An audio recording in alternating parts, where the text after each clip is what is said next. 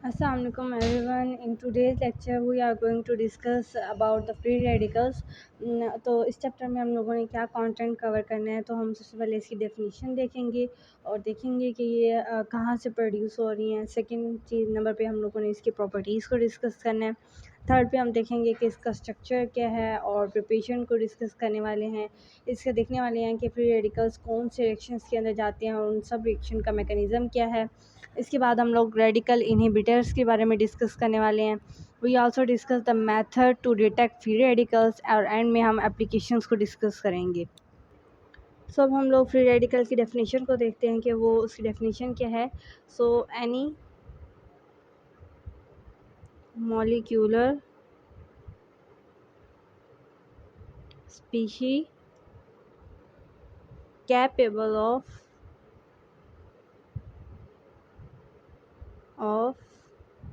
independent existence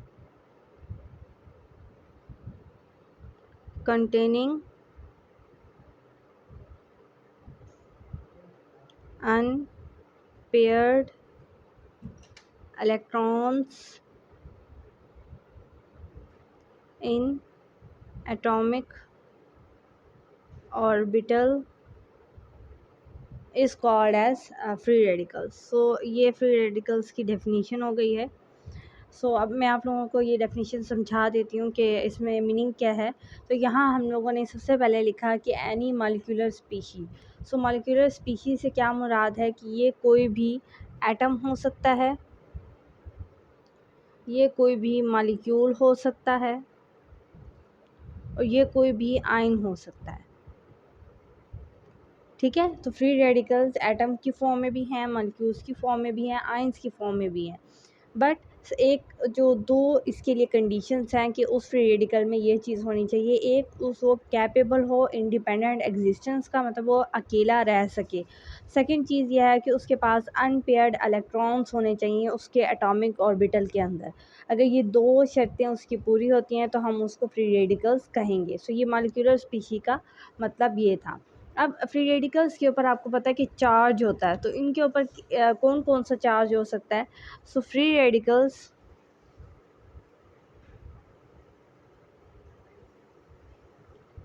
can have positive की मैं short form लिख रही हूँ, ठीक है, नेगेटिव एंड ज़ीरो चार्ज।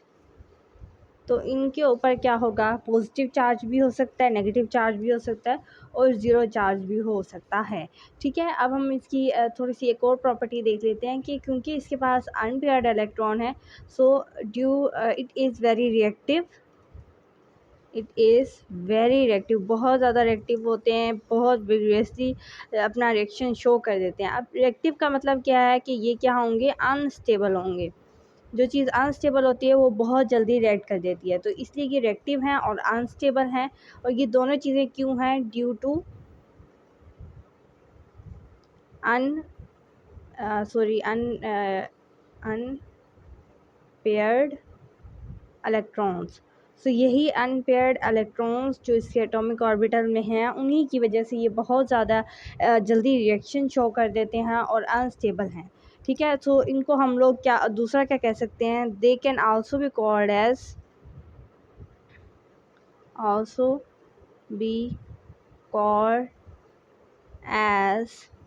हम इनको दो और नाम दे सकते हैं फ्री रेडिकल्स के अलावा, और वो दो नाम क्या हैं, ऑक्सीडेंट्स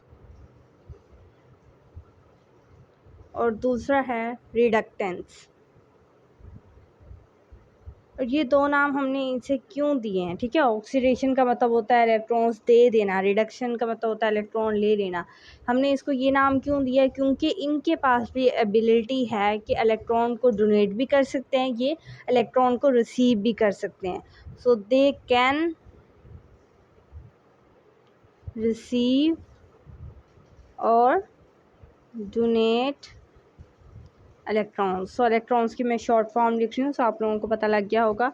सो ये एक चीज़ आ जाती है फ्री रेडिकल्स के अंदर कि उनको हम ये दो नाम भी दे देते हैं, क्योंकि ये इलेक्ट्रॉन्स डोनेट भी कर रहे हैं और रिसीव भी कर रहे हैं। अब हम इसकी कुछ चंद जो है वो एग्जांपल्स देख लेते हैं कि किस तरह इसका होता है। तो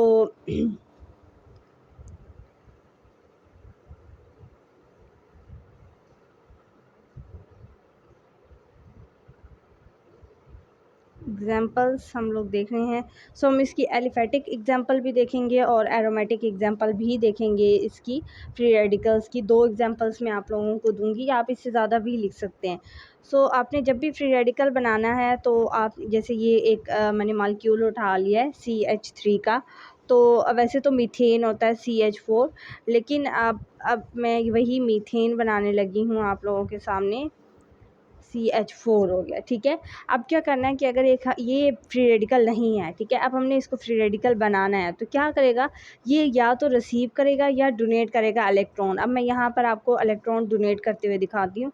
तो फॉर एग्जांपल ये वाला बॉन्ड टूटता है, सो ये बॉन्ड बनाने के लिए दो इलेक्ट्रॉन्स इसमें इन्वॉल्व हैं। अब ये वाला जो इलेक्ट्रॉन है ये उठ के इस वाले कार्बन की तरफ आ जाएगा और ये वाला इलेक्ट्रॉन इस वाले हाइड्रोजन के ऊपर आ जाएगा, जिसकी वजह से ये बॉन्ड टूटेगा और एक फ्री रेडिकल बनेगा। और वो किस तरह से बनेगा आप देखें, बाकी हाइड्रोजन्स जो है वो कार्बन के साथ वो सेम ही रहेंगे। ये वाला बॉन्ड टूटेगा। अब ये वाला जो इलेक्ट्रॉन था ये इसने इस कार्बन के ऊपर आ जाना है, तो ये इस तरह से, और ये वाला इलेक्ट्रॉन हाइड्रोजन के ऊपर रिलीज होके इस तरह से ये फ्री रेडिकल्स बन गए हैं। ये एक मीथेन का free radical, methyl free radical और ये हाइड्रोजन फ्री रेडिकल बन गया है। सो ये एक आप एग्जांपल दे देंगे इसके फ्री रेडिकल में। एक अगर मैं आपको एरोमेटिक की एग्जांपल सिर्फ दे रही हूँ, सो उसमें क्या होगा, सिर्फ एरोमेटिक बेंजीन की रिंग आपने बनानी है और बेंजीन की रिंग के ऊपर आपने एक मिथाइल का ग्रुप लगाना है और इस मिथाइल ग्रुप के ऊपर आपने फ्री रेडिकल लगा देना है, बाकी आपने डबल बॉन्ड्स को पूरा कर देना है। सो ये एक एरोमेटिक फ्री रेडिकल की एग्जांपल आपके सामने आ गई है। सो ठीक है, आई होप कि आपको यहाँ तक सारी बातें का समझ में आ चुकी होंगी। ये थोड़ी सी एक्सप्लेनेशन थी फ्री रेडिकल्स की, तो वो मैंने आपको बता दिया। बाकी कॉन्टेंट आपको लिख के दिखाया, डेफिनेशन भी। आई होप कि आप लोग सब लोगों को समझ आ गई होगी। अब हम लोग नेक्स्ट चलते हैं और नेक्स्ट में हम लोग देखेंगे कि प्रॉपर्टीज़ क्या हैं फ्री रेडिकल्स की और इसके सोर्स क्या हैं, मतलब किस सोर्स से ये आ रहे हैं और इनकी प्रोडक्शन किस तरह से हो रही है। सो ये अब हम लोग देखेंगे, ठीक है। तो नेक्स्ट टॉपिक में हम लोग प्रोडक्शन ऑफ फ्री रेडिकल्स को देखने वाले हैं। तो इसकी प्रोडक्शन दो सोर्स से होती है। सबसे पहला जो इसका सोर्स है वो है इंटरनल सोर्स।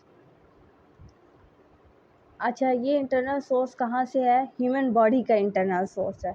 और दूसरा इसका सोर्स आ जाता है एक्सटर्नल सोर्स, यानी ह्यूमन बॉडी से बाहर किस तरह से इसका सोर्स है, कहाँ से ये मिल रहे हैं हमें। सो इंटरनल सोर्स की अगर हम लोग बात करते हैं तो इंटरनल सोर्स में ये ह्यूमन बॉडी के अंदर जो मेटाबॉलिक प्रोसेसेस हो रहे होते हैं वहाँ से मिलता है। यानी ह्यूमन बॉडी के अंदर जो मेटाबॉलिज्म हो रही होती है उससे ये मिलता है, जबकि एक्सटर्नल सोर्स से ये अगर इसका एक्सपोजर होता है किसी भी चीज़ का एक्सरे के साथ, वहाँ से ये मिलेगा।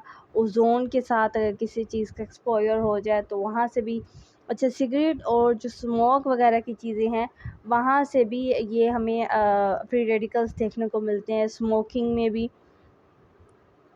और इसके अलावा अगर आपके कुछ इंडस्ट्रियल केमिकल्स हैं तो वहाँ से भी आपको फ्री रेडिकल्स जो हैं वो मिल सकते हैं। तो ये हमने इसको सोर्स लिख दिया कि कहाँ से हमें ये फ्री रेडिकल्स मिल रहे होते हैं। ह्यूमन बॉडी के अंदर अगर हम मेटाबॉलिज्म की बात करें तो आपको पता है वेरियस जो है इंजाइमेटिक रिएक्शंस हो रहे होते हैं, कुछ नॉन इंजाइमेटिक रिएक्शंस होते हैं। इन सारी चीज़ों से ये चीज़ें मिलती हैं। सो कौन कौन सी एग्जांपल हैं, इन इंजाइमेटिक आपके रिएक्शंस हो जाते हैं, नॉन इंजाइमेटिक रिएक्शंस भी हो सकते हैं। इसके अलावा आप लोगों का जो फैगोसाइटोसिस का प्रोसेस होता है वो भी आपका फ्री रेडिकल्स को प्रोड्यूस करवा सकता है। तो इस तरह के मेटाबॉलिक जो रिएक्शंस हैं जो आपकी बॉडी के अंदर हो रहे होते हैं वो फ्री रेडिकल्स के बनने का सबब बनते हैं। बट अब मसला ये है कि ठीक है, ये मेटाबॉलिक रिएक्शंस जो हैं फ्री रेडिकल्स को प्रोड्यूस कर रहे हैं, बट ये फ्री रेडिकल्स हमारे लिए फ़ायदेमंद नहीं है। ये उल्टा हमारी बॉडी को नुकसान पहुंचा रहे होते हैं और हमने इससे बचना होता है। लेकिन क्या है कि हमारी बॉडी के अंदर अल्लाह ताला ने ऐसे रिएक्शंस लिख दी हैं पड़े ऐसे रिएक्शंस जो जिनका होना भी ज़रूरी है, लेकिन उनके रिज़ल्ट्स में जो फ्री रेडिकल्स बनते हैं वो हमारे लिए नुकसान का बाइस बनते हैं। तो हमने इनको प्रिवेंट कैसे करना है, इनसे बचना कैसे है, ये चीज़ देखने की है और यही हम इस चैप्टर में देखेंगे। लेकिन कुछ एप्लीकेशंस भी हैं फ्री रेडिकल्स की, हम पूरा ये नहीं कहेंगे कि ये बिल्कुल हमारे लिए नुकसानदेह है। इनकी कुछ प्रॉपर्टीज़ हैं, कुछ एप्लीकेशंस भी हैं। अब हम लोगों ने नेक्स्ट में हम इनकी प्रॉपर्टीज़ देखते हैं कि फ्री रेडिकल्स की प्रॉपर्टीज़ क्या-क्या हैं। सो हेडिंग देते हैं हम लोग प्रॉपर्टीज़ ऑफ फ्री रेडिकल। तो आपके फ्री रेडिकल्स की प्रॉपर्टीज़ क्या-क्या हैं, ये चीज़ हम लोग देखते हैं। ये जो आपने देख लिया कि ये इलेक्ट्रॉन को डोनेट करते हैं, ठीक है। तो पहली प्रॉपर्टी क्या आ जाएगी, दे कैन डोनेट और रिसीव, इलेक्ट्रॉन्स को वो रिसीव और डोनेट कर सकते हैं। दूसरी बात यह है कि गैसियस स्टेट में फ्री रेडिकल्स ईज़िली फॉर्म हो जाते हैं। They can easily produce in gaseous form. So gaseous form में अगर ये प्रेजेंट हैं तो बहुत जल्दी प्रोड्यूस हो जाएंगी। अच्छा, ये फॉर्म किस सॉल्वेंट के अंदर होंगे, they form in non polar solvent. So आपने नॉन पोलर सॉल्वेंट्स को यूज़ करना है ताकि आप इसको प्रोड्यूस करवा सकें। अच्छा, अब दो तरह के फ्री रेडिकल्स होते हैं हमारे पास, ठीक है। तो आप इसको कह सकते हैं कि टाइप्स ऑफ फ्री रेडिकल्स। सो मैं हेडिंग देती हूँ टाइप्स ऑफ फ्री रेडिकल्स। सो दो तरह के फ्री रेडिकल्स हमारे पास आते हैं। सो वो दो तरह के कौन कौन से हैं, एक है हमारे पास शॉर्ट लिव्ड फ्री रेडिकल और एक हमारे पास आ जाता है लॉन्ग लिव फ्री रेडिकल। सो अब शॉर्ट लिव कौन से होते हैं और लॉन्ग लिव कौन से होते हैं। तो शॉर्ट लिव का ये होता है कि ये हाईली रिएक्टिव होते हैं क्योंकि इन्होंने बहुत थोड़े देर के लिए रहना है, जल्दी से ये रिएक्शन कर देते हैं। सो दे आर हाईली रिएक्टिव, ये बहुत ज़्यादा रिएक्टिव हैं। मैं सिर्फ हाईली रिएक्टिव लफ्ज़ लिख रही हूँ। और इसके अलावा क्योंकि ये ज़्यादा रिएक्टिव हैं तो ये क्या होंगे, अनस्टेबल होंगे, बहुत थोड़ी देर के लिए रहते हैं और इनको आइसोलेट करना भी मुश्किल है, डिफ़िकल्ट टू आइसोलेट। सो आप इनको आसानी से आइसोलेट नहीं कर सकते क्योंकि ये फ़ौरन ही टूट कर एक रिएक्शन को शो कर देते हैं। अगर हम लॉन्ग लिव फ्री रेडिकल्स की बात करते हैं तो ये इतने ज़्यादा मतलब रिएक्टिव नहीं होते हैं, लेस रिएक्टिव होते हैं, आहिस्ता आहिस्ता मतलब रिएक्शन शो करते हैं लेकिन आहिस्ता से शो करते हैं, इसलिए हम इनको कहते हैं कि ये स्टेबल हैं, कुछ टाइम पीरियड तक ये रहते हैं। और इसके अलावा ये इक्विलिब्रियम में एग्जिस्ट करते हैं, इसलिए ये एग्जिस्ट इन इक्विलिब्रियम को EQ से मैं डिनोट कर रही हूँ, ठीक है। सो ये फ्री रेडिकल्स की टाइप्स हमने देख ली कि क्या क्या टाइप्स हैं। अब नेक्स्ट जो हमारे पास हेडिंग है वो है स्ट्रक्चर ऑफ फ्री रेडिकल्स, कि फ्री रेडिकल का स्ट्रक्चर किस तरह से होता है। अगर हम फ्री रेडिकल्स के स्ट्रक्चर की बात करते हैं तो फ्री रेडिकल्स दो तरह के स्ट्रक्चर्स में रहता है, एक होता है प्लेनर और दूसरा होता है पायरामिडल। सो अब हम लोग प्लेनर और पायरामिडल दोनों स्ट्रक्चर्स को ड्रॉ करके मैं आपको दिखाती हूँ। सो प्लेनर जो स्ट्रक्चर उसका होगा उसके अंदर इसकी शेप प्लेनर टाइप होगी और कार्बन की जो हाइब्रिडाइजेशन होगी वो आपकी sp2 होगी। सो मैं यहाँ पर वही चीज़ जो है वो ड्रॉ कर रही हूँ, आप लोग देख सकते हो। ये 3D जो होता है इसकी रिप्रेजेंटेशन मैं उसको ड्रॉ कर रही हूँ ताकि आप इसकी पिरामिडल शेप को देख सकें, ठीक है, तो यहाँ पर ये जो कार्बन है इसका, ये इसकी हाइब्रिडाइजेशन sp2 है। ठीक है, और ये स्ट्रक्चर कौन सा है, प्लेनर। ओके हो गया। अब दूसरा जो इसका स्ट्रक्चर है पिरामिडल, हम उसको डिस्कस कर लेते हैं। सो पिरामिडल स्ट्रक्चर आप किस तरह से बनाएंगे, थोड़ा सा इसके साथ जो है वो डिफरेंस आ जाता है इसका।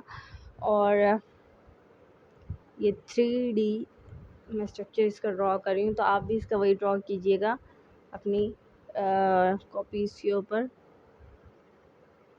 सो यहाँ पर ये जो कार्बन है इसका, ये sp3 हाइब्रिडाइज है और इस वजह से इसकी स्ट्रक्चर पिरामिडल है।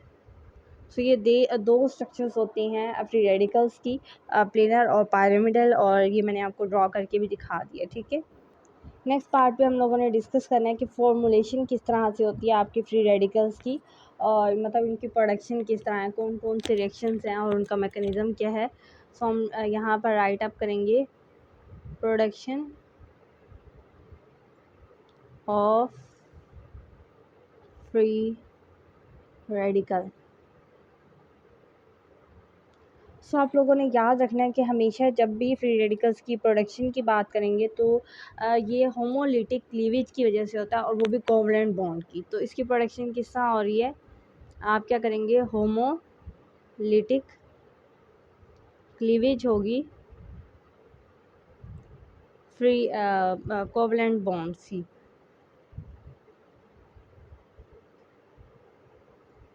आपको पता है कि जब भी हम लोग कार्बोकैटाइन्स की फॉर्मेशन करते हैं तब भी हम लोग होमोलिटिक क्लीवेज करते थे, और जब हम लोगों ने कार्बो एनाइंस बनाने थे तब हम लोग हेट्रोलिटिक क्लीवेज करते थे। लेकिन यहाँ पर फ्री रेडिकल्स की प्रोडक्शन में हम दोबारा होमोलिटिक जो है वो क्लीवेज करके कोवलेंट बॉन्ड्स को तोड़ेंगे और फिर उसके बाद फ्री रेडिकल्स बनाएंगे। ठीक है, सो अब कौन कौन से रिएक्शंस हैं जिनसे फ्री रेडिकल्स प्रोड्यूस हो रहे हैं, तो हमारे पास 3 रिएक्शंस हैं। पहला रिएक्शन जो है वो हमारे पास है थर्मल रिएक्शन, यानी हम लोग हीट दे के फ्री रेडिकल्स की प्रोडक्शन करवाएंगे।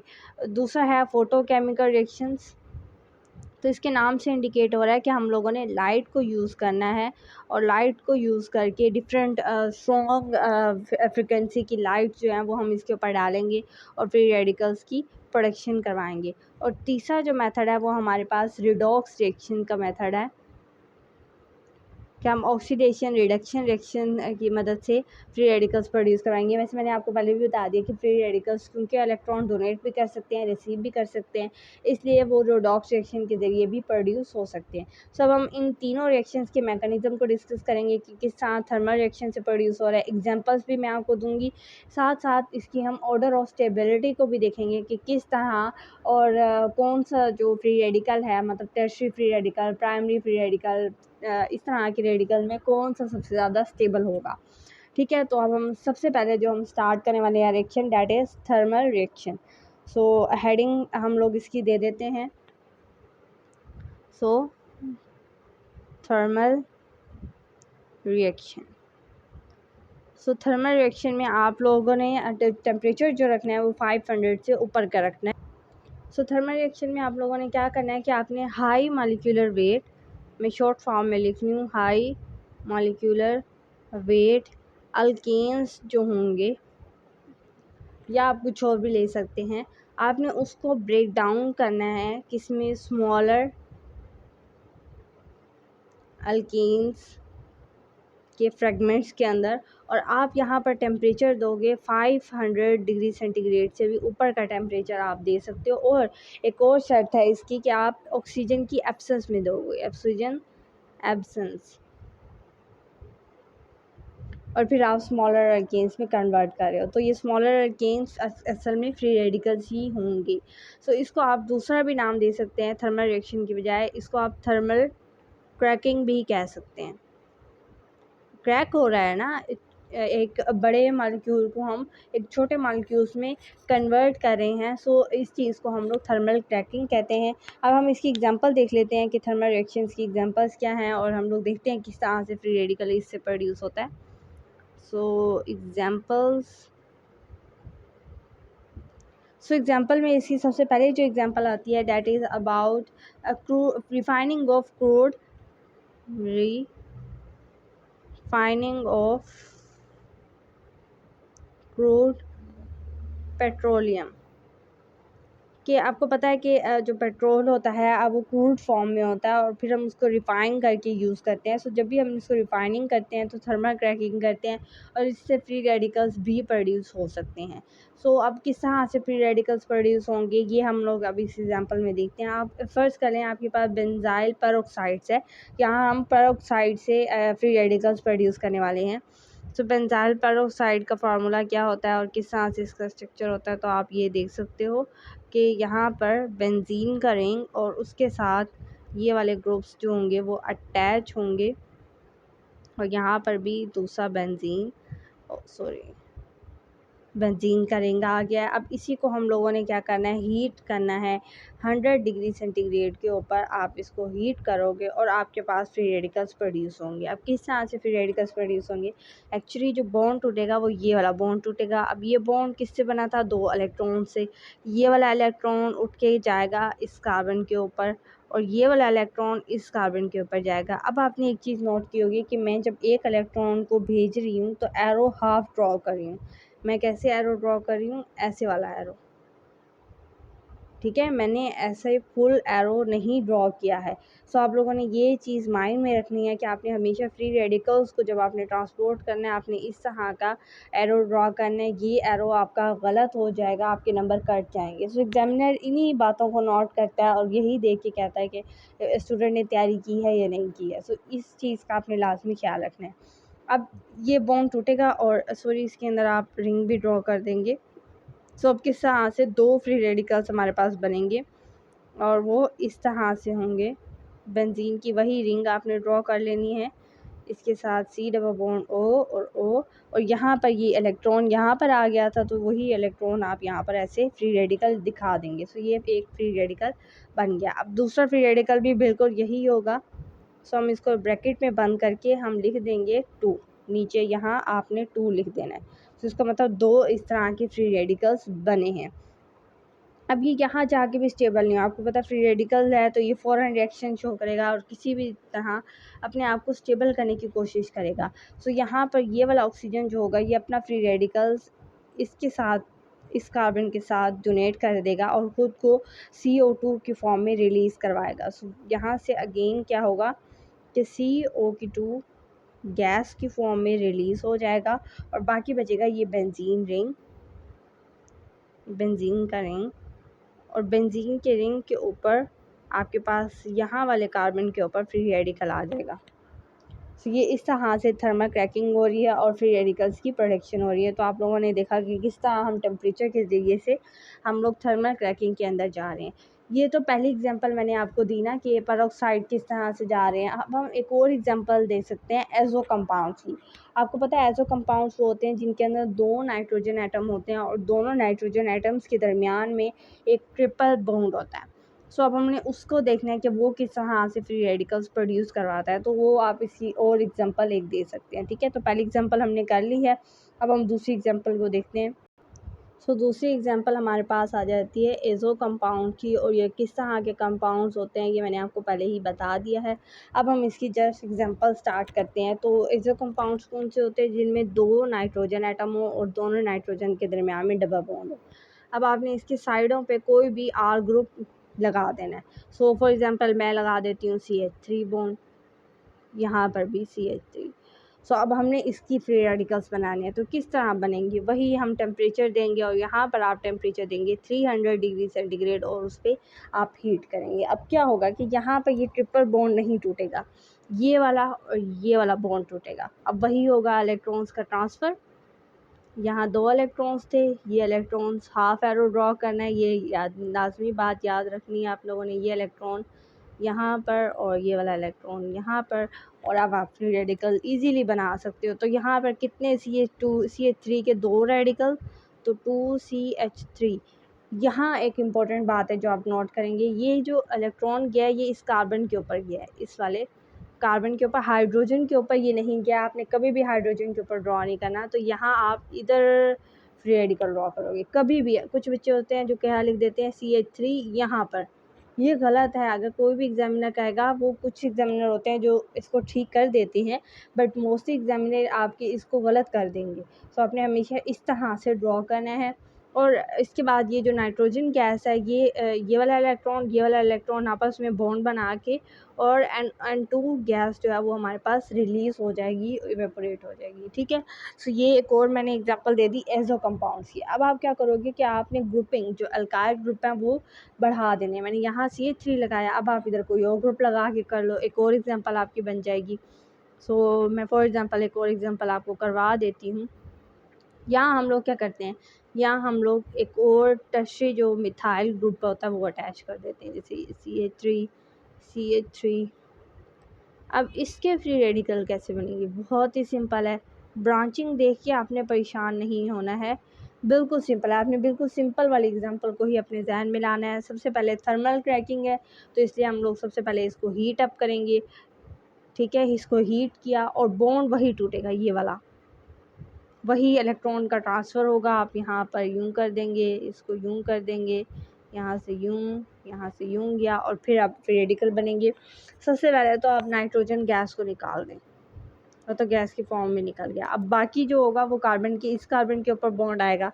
सो इसके मतलब क्या हुआ कि हमारे पास इस तरह से फ्री रेडिकल बन जाएगा, इस कार्बन के ऊपर फ्री रेडिकल आ जाएगा, और ऐसे दो बनेंगे, एक ये वाला और एक ये वाला।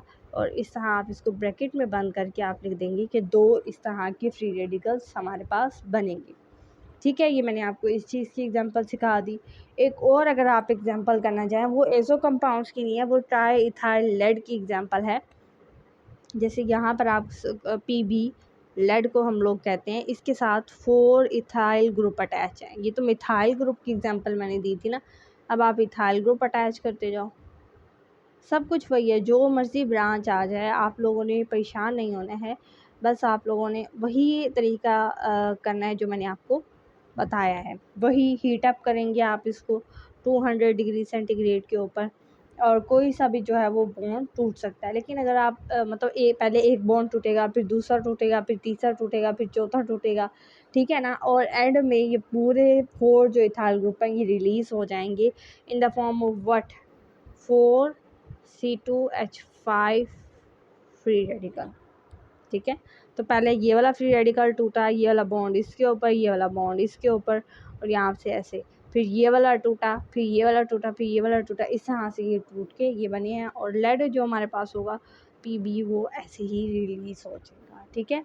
अब आगे ये 4 इथाइल ग्रुप क्या करेंगे, ये आपस में ज्वाइन अप होंगे और N ब्यूटेन बना लेंगे, ठीक है। सो ये आपस में ज्वाइन होंगे, CH3 CH2 CH3 2 और CH3, ये N ब्यूटेन इस तरह से हमारे पास बन जाएगा, ठीक है। सो आई होप कि आप लोगों को ये चीज़ भी समझ में आ गई होगी। ये हमने थर्मल क्रैकिंग का जो पहला रिएक्शन था वो हमने डिस्कस कर लिया है। दूसरा जो रिएक्शन था हमारे पास फ्री रेडिकल्स को प्रोड्यूस करवाने के लिए, वो हमारे पास फोटोकेमिकल रिएक्शन था, जिसमें हमने कहा था कि हम लाइट की मदद से फ्री रेडिकल्स की प्रोडक्शन करवाएंगे। अब वो किस तरह करवाएंगे, पहले तो हमने हीट के ज़रिए करवाया, अब हम लाइट को यूज़ करने वाले हैं। सो अब दूसरी हेडिंग देंगे फोटोकेमिकल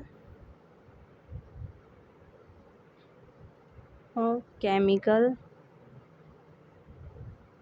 रिएक्शंस। सब आपके लाइट के प्रेजेंस में फोटोकेमिकल रिएक्शंस होने वाले हैं। तो क्यों ये कंपाउंड्स जो होते हैं ना, कुछ वो फोटो जो लाइट होती है उसको एब्जॉर्ब कर लेते हैं, और फिर उसके बाद वो फ्री रेडिकल बनाते हैं। सो अब यहाँ पर भी वही होगा कि कोवलेंट बॉन्ड जो है ब्रेकेज होगी,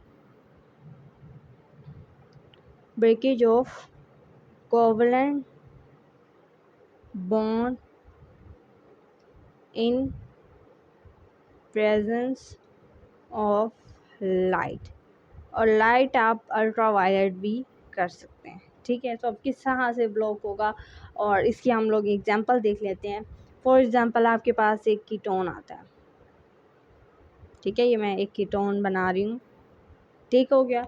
अब इसने जाना है अल्ट्रा वायलेट रेस के अंदर, हम इसके ऊपर अल्ट्रा वायलेट लेट डालते हैं, तो या ये वाला बॉन्ड टूट सकता है या ये वाला, दोनों में से कोई एक बॉन्ड टूटेगा। फॉर एग्जांपल ये वाला टूटा, सो ये 2 इलेक्ट्रॉन्स हैं, एक इसके ऊपर गया, एक इसके ऊपर गया, और अब किस तरह से ये बनेंगे, एक तो ये मिथाइल फ्री रेडिकल बन जाएगा जिसको आप इस तरह से लिख देंगे, और दूसरा ये वाला फ्री रेडिकल बनेगा जिसको हम इस तरह से आप लोगों ने मेंशन करना है कार्बन के ऊपर बॉन्ड। ठीक हो गया। अब हमने इसको स्टेबल करना है कि आगे फर्दर ये वाला भी और ये वाला भी फ्री रेडिकल किस तरह से रिएक्शन शो करता है। सो आगे ये मीथेन किस तरह से रिएक्शन शो करेगा और ये किस तरह से, ये मिथाइल ग्रुप एक और मीथेन के फ्री रेडिकल के साथ कंबाइन अप होके हमें अल्केन दे देगा। ठीक है, ये होता है टर्मिनेशन रिएक्शन के फ्री रेडिकल्स अपने आप को ही अपने आप से रिएक्ट करवा के टर्मिनेट करें। अब ये भी अपने जैसे किसी और के साथ कंबाइन अप हो जाएगा, फ्री रेडिकल इस तरफ आ जाएगा, और फिर उसके बाद दोबारा से ये एक फ्री रेडिकल और दूसरा फ्री रेडिकल अब आएगा और रिएक्शन शो करेगा। सो इन दोनों फ्री रेडिकल्स ने आपस में पेयरिंग अप कर ली है और इस तरह का फोटोकेमिकल रिएक्शन हो गया है। सो आपने देख लिया कि हम लोग जब फोटो केमिकल रिएक्शन करते हैं तो उस तरह से किस तरह से फ्री रेडिकल्स बनते हैं। अब नेक्स्ट जो था वो हमारे पास रिडॉक्स रिएक्शन था। अब हम लोग देखते हैं कि रिडॉक्स रिएक्शन से किस तरह से फ्री रेडिकल्स बनते हैं। सो अब हम लोग देखने वाले हैं कि रिडॉक्स रिएक्शन से किस तरह से फ्री रेडिकल्स प्रोड्यूस होते हैं। तो इसकी एग्जांपल में जो सबसे पहले एग्जांपल आएगी वो होगी क्लोव्स रिएक्शन।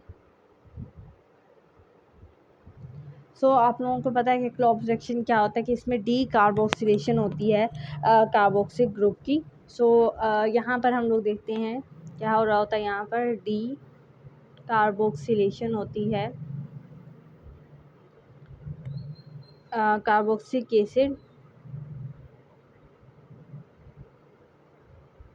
एसिड सॉल्ट की। तो इसका सॉल्ट बनता है और उससे हमारे पास फ्री रेडिकल्स बनते हैं। अब किस तरह से बनते हैं ये देखें। फॉर एग्जांपल कोई भी हमारे पास कार्बोक्सिलिक एसिड है, ठीक है, ये रिएक्ट करता है सोडियम के साथ और एक साल्ट बना लेता है अपना। ठीक है, तो ये Na ने इसके साथ रिएक्ट करवाया है। ठीक है, यहाँ NaOH लिख देंगे और यहाँ पर वाटर निकल आएगा। ठीक है, ये अब सॉल्ट बन गया। अब आगे इससे सॉल्ट ने जाके रिएक्ट करना है। तो अब यहाँ पर ये किस तरह से रिएक्शन शो करेगा, यहाँ पर ये सोडियम रिलीज़ हो जाएगा RC≡OONA। यहाँ पर अब इस सोडियम ने रिलीज़ होना है, जैसे HCl से हम इसका रिएक्शन करवाएंगे। सो RC≡O इसके ऊपर फ्री रेडिकल आ जाएगा। Na जो है वो आपका रिलीज़ हो जाएगा NaCl की तरह। ठीक है, सो इस तरह से ये फ्री रेडिकल हमारे पास बन गया है। अब आगे इस फ्री रेडिकल ने फर्दर रिएक्शन शो करना है, क्योंकि ये एक रिएक्टिव स्पीशी है तो ये ऐसे आराम से नहीं बैठेगा। इसने जाके ये वाला जो फ्री रेडिकल है ये इसका R ग्रुप पे ऊपर ट्रांसफ़र हो जाएगा। R free radical plus CO2 जो गैस होगी वो हमारे पास इवॉल्व हो जाएगी। सो आपने देखा कि किस तरह से इस फ्री रेडिकल की प्रोडक्शन हुई। आगे अगर हम इस फ्री रेडिकल का टर्मिनेशन रिएक्शन देखें तो इसी फ्री रेडिकल ने अपने जैसे किसी और के साथ रिएक्शन शो करना है और उसके बाद हमारे पास एक फ्री पूरा अल्कीन जो है वो बन जाएगा। ठीक है, सो ये हमारे पास रिडॉक्स रिएक्शन की एग्जांपल आ गई कि उसमें किस तरह से फ्री रेडिकल्स को प्रोड्यूस किया गया है।